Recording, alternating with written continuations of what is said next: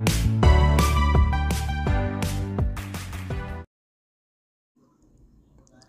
mga kabyan, kasama ko si Mrs. Napasyal kami rito sa famous Vietnamese restaurant na Li Pu dito sa Hastings and Kamloops.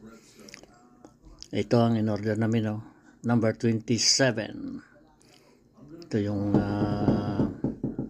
Vietnamese soup na maganda sa malamig na panahon. Parang batsoy sa atin, pero ito yung karne fresh, saka naluluto na lang sa init ng sabaw dahil manipis ang pagkahiwa. Ito, dagdagan mo ng cilantro and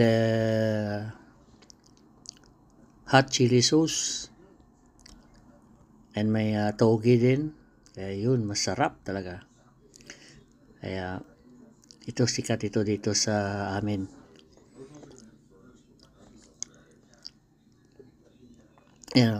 Cilantro, pampabango ng kanya, dagdag aroma sa sabaw. Bigyan mo pa ng konting lemon, yun. Saka may lumpia din na masarap ang pagkagawa. Yung balat parang lechon ng baboy, roasted, bumubula-bula talaga. So enjoy na enjoy sa ganitong malamig na panahon. Perfect talaga, masarap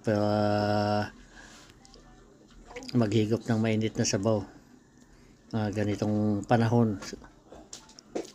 Kaya ito mga binabalik-balikan dito sa Vietnamese restaurant na ito. Sige.